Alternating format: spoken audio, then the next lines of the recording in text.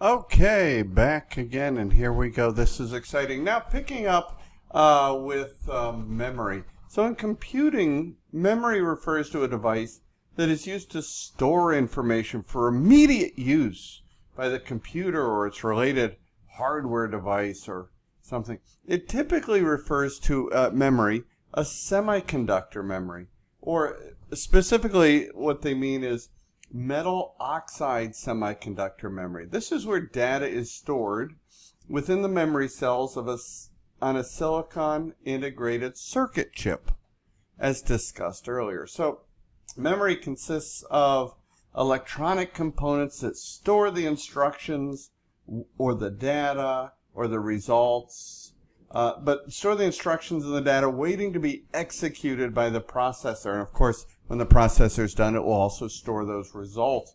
So the memory has three basic categories. There's a place for the OS and other programs, then also for applications, and then for the data. Now, in computing, a memory address is a reference to a specific memory location used at various levels by software and hardware. So an address is a unique number that identifies the location of a byte in the memory. So the computer references the address that contain bytes of data. So common sizes for memory are in the gigabyte range. A gigabyte, known as GB, capital G, capital B, equals approximately 1 billion bytes of memory. Now, there's also volatile. Memory can be broken up into volatile or non-volatile, and both are types of computer memory. So volatile, right, things that are volatile break apart easily, right? Volatile memory is temporary memory, and it's used to store these computer programs and data that the CPU needs in real time. And it's erased once the computer is turned off. That's why, have you ever had your computer lose power and you go, my work wasn't saved? Because it was in volatile memory, right? It was probably in RAM, which is short for random access memory. So this is the main memory in a computer, and it's volatile.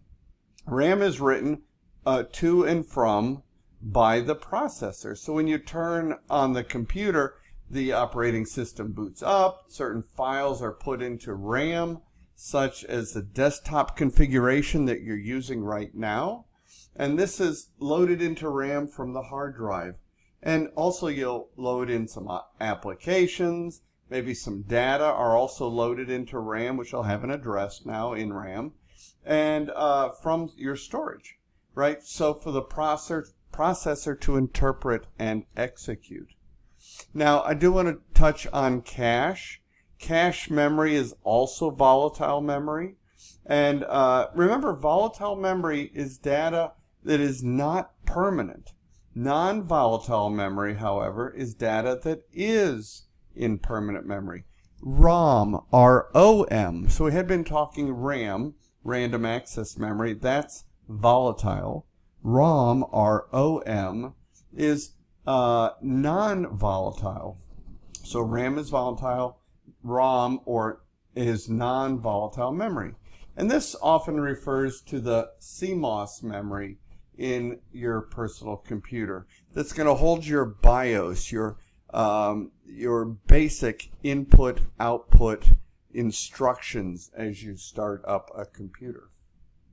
So continuing this look, RAM again is volatile, and you must save your data, right?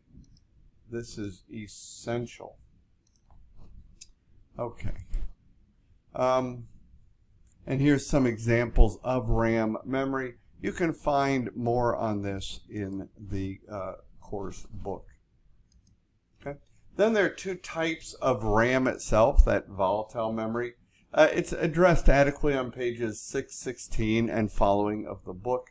But there is dynamic RAM, which has to be dynamically refreshed all the time, or it forgets what it's holding. And then there's static RAM, which is fast and expensive. Dynamic RAM being less expensive but slower. So therefore, static RAM is used to create the CPU's speed-sensitive cache, while dynamic RAM is going to form the larger system in the RAM space. It's the basic distinction between those two types of RAM, random access memory, which is, as we discussed, volatile. Okay. This slide summarizes the types of RAM and is discussed, again, adequately in the work in the book for the course. Now, I do want to discuss memory continued. So there are memory slots on your motherboard, right? So not all the slots are filled. So the memory slots on the motherboard hold memory modules. So it's got some memory, and you can always add more memory. There are two basic types of memory modules. There's the SIM and the DIMM, or as we might call it, the single inline memory module, or the DIMM, the dual inline memory module. So the main difference between the DIMM and the SIM is that the DIMM is double-sided SIM. That's all it is.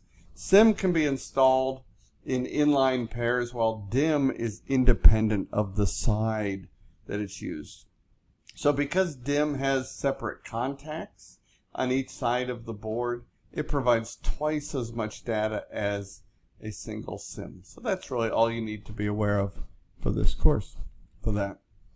Now, cache is temporary stored area. And so there's memory cache and disk cache. Memory cache helps speed the processes of the computer because what it's doing is it stores frequently used instructions and data. And when you're discussing cache, most users are actually discussing L2 cache. The book gives a good description of L1, L2, and L3 cache. When we say cache, we typically mean L2 cache, which is part of the processor chip. Notice L1 and L2 both are part of the processor chip, where L3 cache is cache that is on the motherboard separate from the processor chip. So when the processor needs an instruction or data, it searches memory in this order on the slide. It's going to search L1 cache, then it's going to search L2 cache, then it's going to search L3 cache, and then RAM after that. Now, ROM, which is short for read-only memory, is the storage medium that is used in computers and other electronic devices. As the name indicates, the data is stored in ROM may be read-only memory, ROM. Unlike RAM, which is random access memory for review, ROM is non-volatile, which means it's going to keep its contents regardless of whether or not it has power.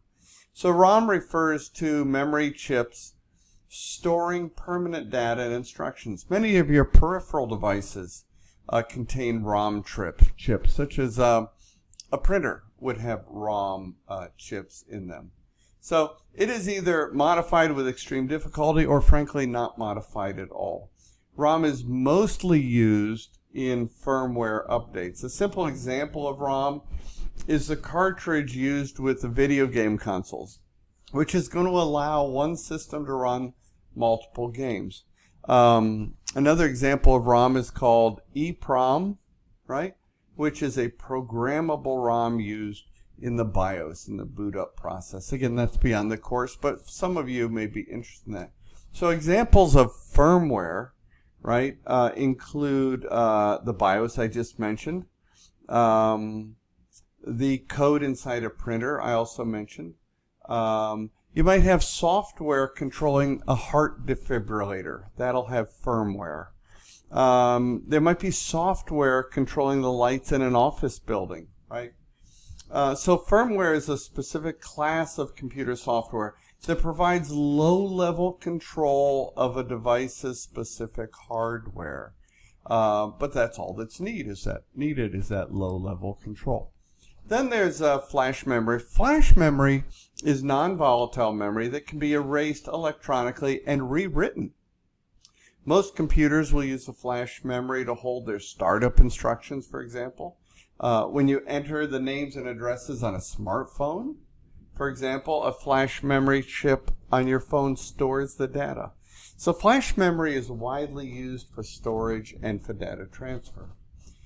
Even CMOS, which is a complementary metal oxide semiconductor, it uses battery power to retain information even when the power is off. And these contain the calendar, the date, and the time, current, and also store computer startup information, right? I put a picture here of the most common CMOS. It looks like a coin cell battery, right? It's a Panasonic battery. It's used to power CMOS memory. And the standard life of a CMOS battery is around 10 years. So this can vary, of course, depending on the use and the environment of the computer itself. So wanted to touch on a couple of things: flash memory, and then CMOS technology and its battery power. Now, access time, just to touch on that.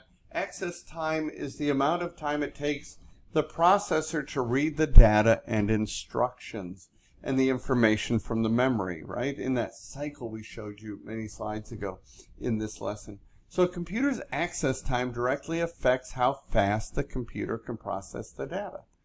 So access time is really that time delay, or latency we call it in computer terms, between the request to an electronic system and the access being completed or the requested data returned in the computer. Access time is expressed often in nanoseconds, for example, abbreviated as NS. And a nanosecond is extremely fast. It's 1/1000th of a second. This slide here shows some of the common access time terminology. I mentioned nanoseconds, 1/1000th of a second. And we will stop there and come back with adapter cards and expansion slots in our final session this week.